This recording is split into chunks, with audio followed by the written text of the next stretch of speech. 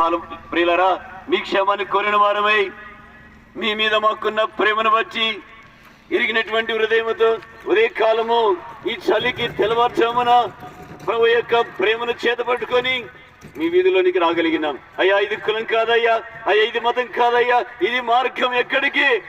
పరలోకానికి. ఉన్నతమైన ప్రేమ అయినా నిరాకరించవద్దు. ఈ లోకము శాశ్వతమైనది, ఈ లోకము శాశ్వతమైనది. గమనించు, ఏది ఉన్నా ఒక దినాన విడిచిపెట్టి వెళ్ళాల్సిందే. ఎక్కడికి వెళ్తున్నాం, ఏం తీసుకెళ్తున్నాం ఒకసారి గమనించండి. బైబిల్ తెలియజేస్తుంది, వాని పాపము వాని కమ్మడి పోవును. పాపము చేసిన వారిని పాతాళము పట్టుకుంటుందని బైబిల్ తెలియజేస్తుంది. పాపానికి వచ్చే జీతము మరణమని బైబిల్ తెలియజేస్తుంది. అయిలారా, ఎవరు విడిపించగలుగుతారు? ఏది విడిపించుతుంది? మనకున్న ఆస్తులంతస్తుల, మనకున్న ఉద్యోగ స్థితిగతుల, మనకున్న ధన స్థితిగతుల అయిలారా విడిపించలేవండి.